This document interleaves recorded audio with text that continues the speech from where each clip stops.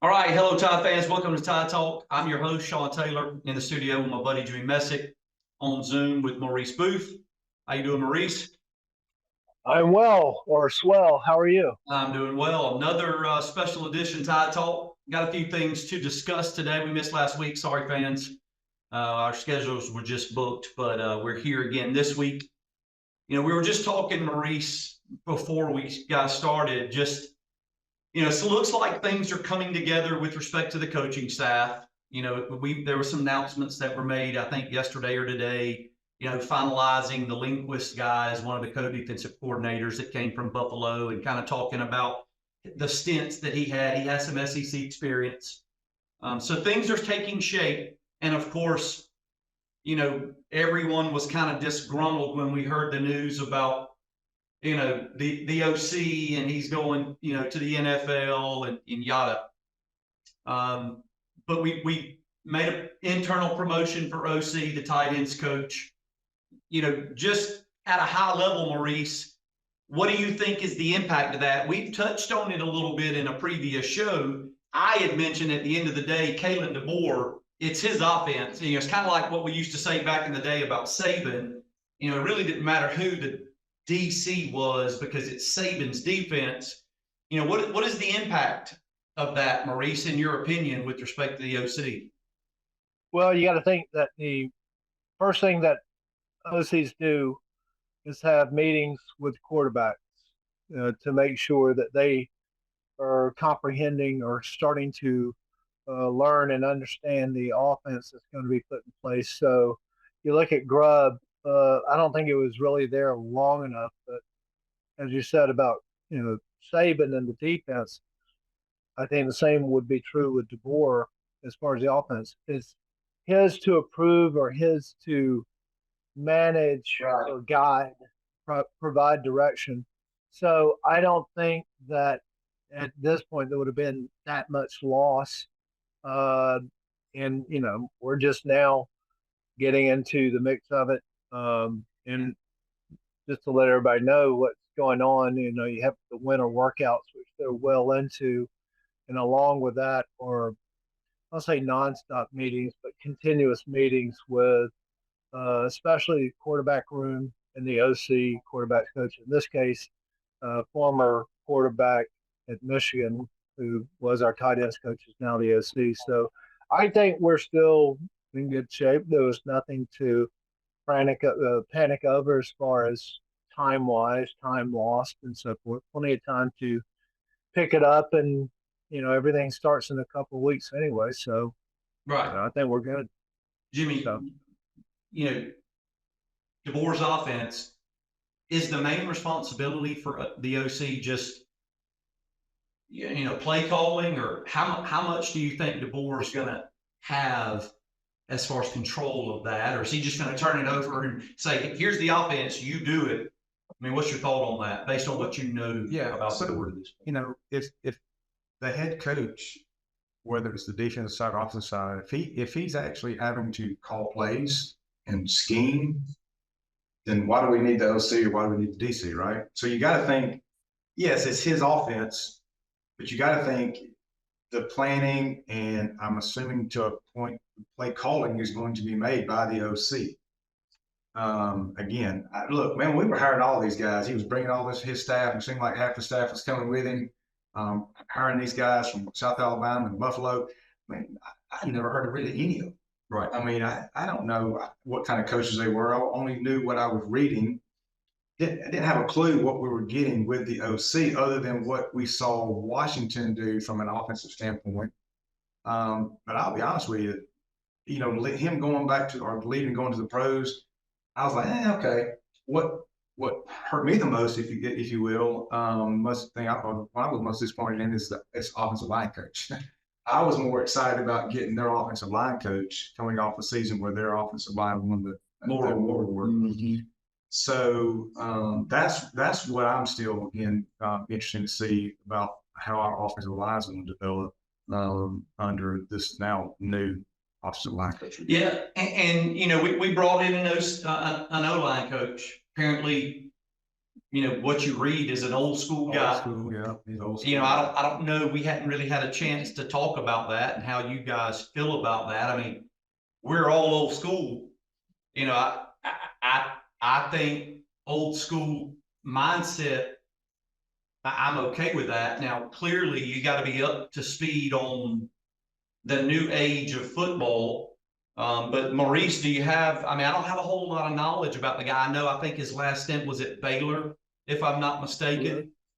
I just know, yeah, he's just kind of been around the block, which is, who doesn't like an experienced coach?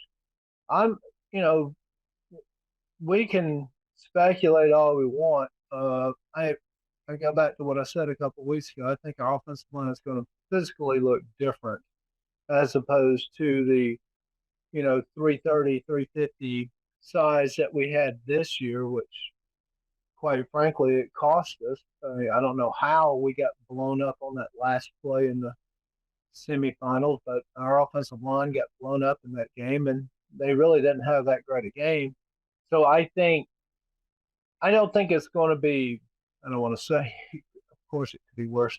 I think we'll be okay. I think we'll be improved. And I really thought that last year when we came out with the offensive line that size, I thought that it was just, this is what we have. This is what we're going to do. This is the best concept. I don't particularly like the oversized offensive lineman. I like the offensive lineman with the long arms, that's pretty agile, quick on his feet. Of course, strong, but I'm excited in the anticipation. I could be wrong, but I'm looking forward to what this offensive line could be, how differently they could look from what we saw last year. I mean, there's a ton of anticipation. I mean, everybody, we were talking before the show started. I mean, the criticism will begin starting next week. Yeah. The board will be dissected over and over and over again from every aspect: coaching, personnel, who's in the ones group and who's in the twos group and all of that. So that begins. The anticipation is there. Does anybody have the thought process that this may be another one of those large A-Day games, like when Saban first came in and there were 92,000 or whatever for the A-Day game? I mean, you guys. I think there's a lot of people that are eager to see. Keep in mind, every spring in something like this, you expect to see something and you don't. Coaches are looking at something completely different. We're looking for, all right, well, let's see how high flying and fast our offense is going to be. And well, if you think about it, it's a practice. I mean, mine is the very first year Saban came. The crowds were always fairly decent size. I mean, they started dwindling down over time. But man, has there been a spring that's more anticipated since Saban was first hired? That was 17 years ago. I mean, there's not a spring in the last 17 years that's as anticipated as this one is. And I'm looking forward to it. Yeah, I'm excited. I mean, there's so many variables, so many things to look at. How many? I'm anxious to look at seeing what's going to happen, what's going to come out of it. And again, it does start next week. Yeah. Let's pause right there. That'll give us a chance to take a break.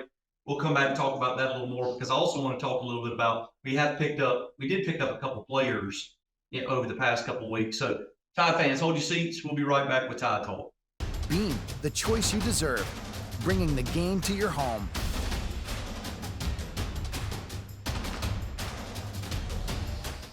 All right, welcome back, Tide fans. In that first segment, the anticipation. I think Maurice, I think you hit the nail on the head. For us as fans, we want to see if we're going to throw it down the field 30 times and that sort of thing. We may not see all of that. I'm excited as well just to see, some of the changes, of course, that have been made. I'm excited to see some of the guys that we've all said have the potential to be studs, like Haynes, Jam Miller, the running back group. I'm really looking forward to seeing the progressions there. And then some of the new faces that we've added. We brought the guy in from the DB, I think is Dominique Jackson from USC or what have you. Took that from the safety from Michigan. And that's what I was going to say. Over the past couple of weeks, we did get, a pretty big pickup, the safety from Michigan. Obviously, a lot of playing time in some big games. Was a contributor on the national championship team. So, those are some things that are exciting as well. But all of those things, will there'll be more and more questions and anticipation when we get started in spring practice next week. But if you had to say, if you had to pick one thing, what would you be looking for, Maurice, over the course of this spring practice and then kind of finally, ending that up in the A-Day game? What would be one thing if you had to pick one thing? The one thing that's been on my mind for the past couple of weeks is going back and I looked at a little bit of Washington's games. I'm curious as to what the defense is going to look at. Well, Washington had, of course, their linebackers were smaller, but it was Pac-12. So if my concern is, and I know it's probably off base because I haven't seen anything, but DeBoer and staff have never, not too many coaches in their history have get to work with this kind of talent. Right. So what are we going to be looking at? Are we looking at a defense that's going to be based on speed but can't stop the run? Are they going to be fine there? Or are we going to have a much more athletic coverage, meaning guys that can actually fly around the field that may not be as big or bulky? I'm so curious as to what that's going to look like. Defensive line, I think we're fine, but I'm more actually curious about how the linebacker, I think they run 4-3-4, or he ran 4-3-4 at Washington. I don't know what they're going to implement here, but that's where my curiosity is, Pete. Yeah, well, you look at what Saban did on the defensive side. When the offense has evolved into what we see today, the more spread, the hurry ups, and that kind of thing.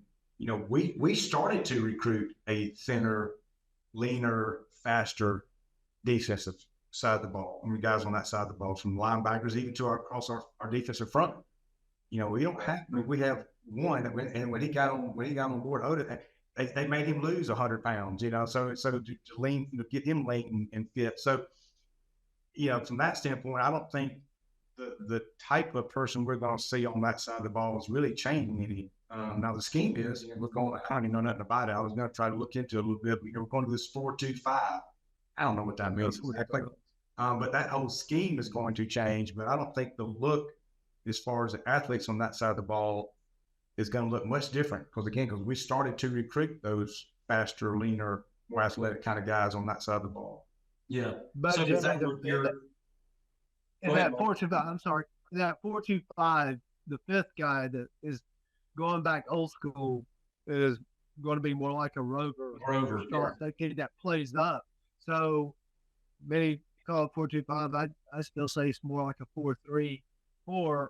But again, that's where I want to see where all this lines up, how it plays out. So, to go back to your question, Shawn, that's where I really want to see, and I'll be looking on A-Day for.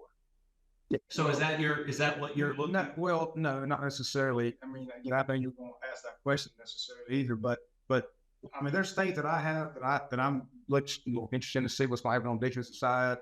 I'll get a chance to talk about some of that here in a little bit, maybe next segment possibly. But as far as my number one, and maybe it's the obvious one, it is a quarterback. Yeah. I don't think Milroe is a shoe-in to be the starter.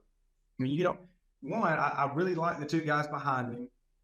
If our offense is going to change and be the DeBoer's offense, I'm not so sure that that, we're going to need Milroe to use his legs as much. Yes, would it be great if he did? Of course. I mean, it's a weapon. But to me, though, you got two guys behind him that got probably better arms than he has, or better kind of pocket quarterbacks than he is and passers. But also the fact that the transfer, you don't go get the guy that's probably going to be your starting quarterback in your scheme from the school you just left. You don't go get that guy and bring him across the country, to be on your team if you wasn't going to give him a chance, right? Right. I mean, he's not coming if he don't think he's going to have a chance. Well, if he stays at Washington, he probably is the guy there. So, I mean, that quarterback battle to me is going to be huge this spring. And I love Milroe, and he's obviously been a great leader through this transition. I mean, he put up some video game numbers for us at times, with his legs and his arm. I mean, he obviously won a lot of games for us. But we also criticized him all year too about, some of his decisions and lack thereof and missing receivers. You didn't have that intermediate game. You really only had one, but that long ball was what he seemed to be, he could do the most.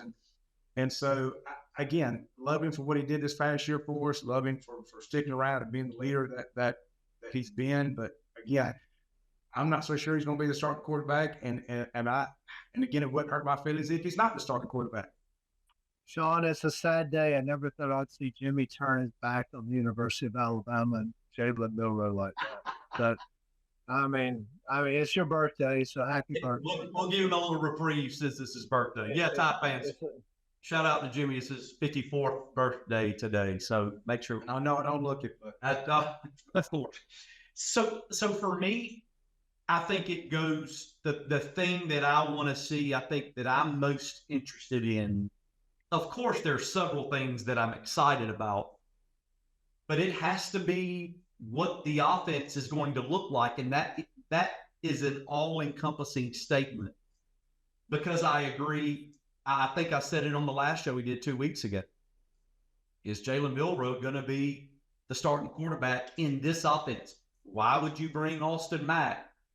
Now, the one thing about Austin Mack, he has 4 years of eligibility remaining.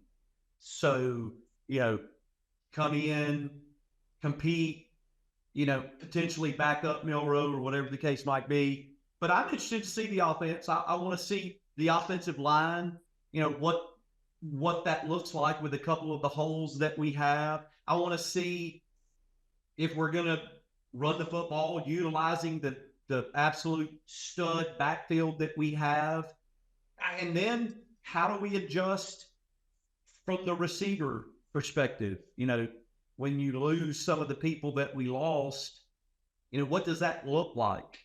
And we only know what we saw from Washington.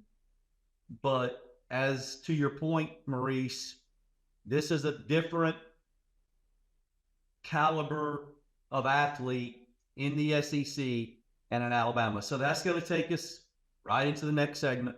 Maurice, I know you got something to say, so hold that. 2 words.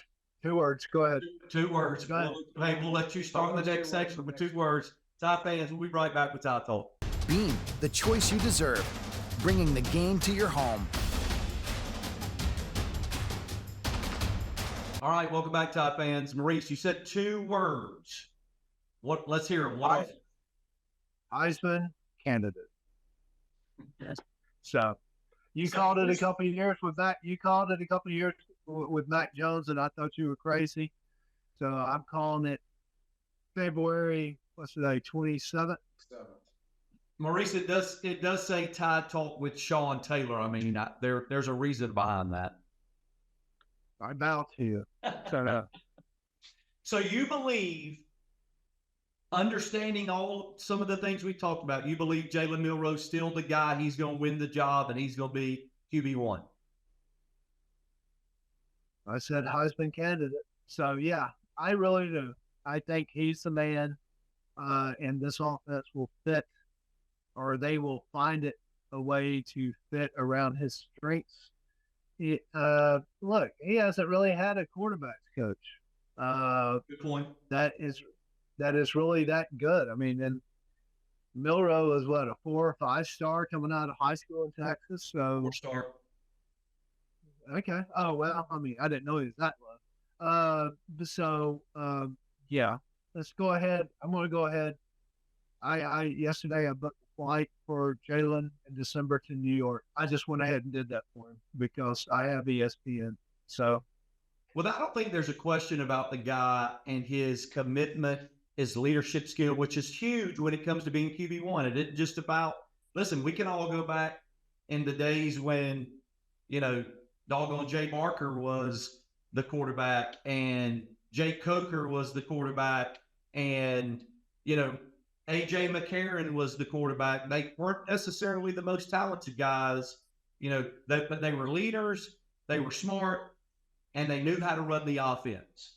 The thing that I'm interested to see is the skill positions around him. That is huge. I mean, listen, when you go back and look at Mac Jones and Jake, they had, the doggone Waddles and Jameson Williams and Mechie's and, Calvin Ridley's and on and on and on. I can keep going back. They had those guys to throw to. That's huge. And if you go back and look at Washington's offense, Penix had two of the best receivers in the country to throw to. I'm not sold that we have that yet. We've been talking about it for 2 years. We haven't had a guy that was a go-to receiver. Yeah, but we improved greatly last year, and I know we lost Bond, but there's still a few others, and there's more coming in that, like I've always said, as it relates to other things in life. There's always a freshman class coming in, so there's always a new group, and who knows? There could be that, Amari Cooper. There could be that. Well, I'm telling you right now. Tell me. I know we lost, a handful of guys on that side of the ball, but I'm telling you right now, we're going to be better offensively. We still have several guys coming back. We are loaded at receiver. We have enough coming back again, and then we got the stud freshman coming in. I think he'll have an impact compared to Julio Jones. I'm not worried about the offensive side. Honestly, I am intrigued about and curious what your favorite spot. But I think regardless of who the quarterback's going to be, I think the offense is going to be better next year. My concern is the defensive side of the ball. And I'll tell you. So you agree with me that Jalen will be a Heisman candidate? You just said it. Next topic. If he ends up being the starting quarterback, yeah, I could see that. If he's even the starting quarterback. But my concern is on the defensive side, and I'll tell you why. Why? We lost every single person that played in our secondary. Except for Malachi Moore. Safeties are gone. 2 NFL cornerbacks are gone. Yes, we do have 2 transfers coming in that will more than likely start. But, man, I was reading today, we lost 7 cornerbacks that were on the roster last year. 2 starters, 5 guys that were in the system, 5 guys that were going to be returning, and more than likely have a good chance of starting that all hit the portal. We lost 7 cornerbacks and 3 safeties. So, now defensive line, linebackers, man, again, we're going to be fine. Agreed. We do have studs there that will help that secondary, but man, our secondary, again, you cannot lose that many and not expect a step backwards, regardless of who we got coming in as transfers. So I'm more concerned about the defensive side. I think we do take a step backwards on the defensive side. I hope I'm wrong. And it's only going to be strictly because of that secondary. I mean, we have nothing coming back in the secondary. Jimmy, I want you to feel good about yourself because you're right that you're wrong. But go ahead, Shawn. Well, I just was going to add, I thought you had a comment. I mean, I understand. No, I think today's model, we're looking at yesterday's model. You got the transfer portal, which is the biggest thing. You still got kids that are leaving for the NFL, albeit down because of the portal.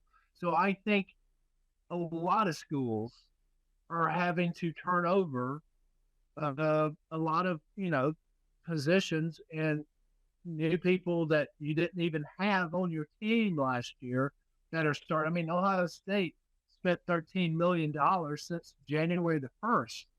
They got new players in, good ones. I think we're okay. Uh, so I don't think it's anything to worry about as far as, uh, what we're going to have new people or who we lost, because I think a lot of people have to deal with it. And I think we'll be okay. Just get Jimmy's hand off the panic button. Well, It happens at 54. the only thing that I can say and disagreeing with you is we're used to losing people. Even before the portal, we were losing people to the draft early. They weren't staying the full 4 years at Alabama. So we're kind of used to that now. But it is important that, we lost Caleb Downs, who was our starting safety. We lost Kool-Aid McKinstry, who was our All-American cornerback. We lost Arnold, who was our, I do believe, but with Malachi Moore staying and with the people that we picked up, I think we'll be okay. See, here's the thing. I agree. We do lose them every single year. But we also have people in the waiting that has some playing time, that's been in our system, been in the school, whether a redshirt sophomore or junior is coming back or whatever. We have none of that. We have nobody coming back that was on that roster this past year. So so we're going to have to solely rely on, one, a bunch of freshmen, because we do have 3 5-star cornerbacks or defensive backs coming into the university. And we've got 2 transfers coming in. So we will absolutely have to rely on brand new kids, brand new guys that's never stepped foot on that campus until just now. And that, to me, is cause for concern. Shawn, can I talk to you for a second? Yes, absolutely. Excuse us, Jimmy. Have you noticed getting a little cranky and cynical since It's a little bit older? I guess it's my old age. Oh, okay.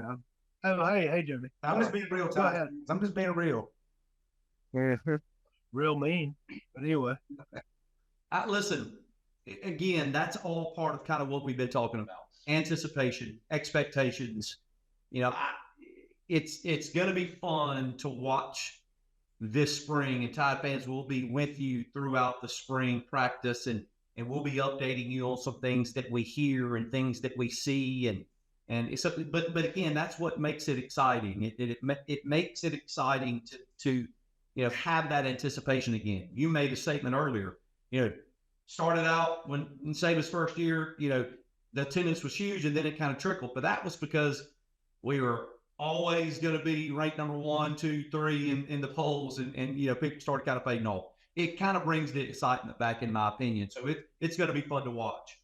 Maurice, next week, we'll do this again. Jimmy, next week, we'll do this again. Tide fans, we'll be here next week. We'll film again. Please go ahead and send questions if you have any. Send comments to the email that you see on the bottom of the screen. We'd love to hear from you. We want to be able to talk and answer your questions. We'll answer those on the next show. And then we'll do it again next week and talk about how things are going in spring practice. Tide fans, we'll see you next week. Roll Tide. Roll Tide.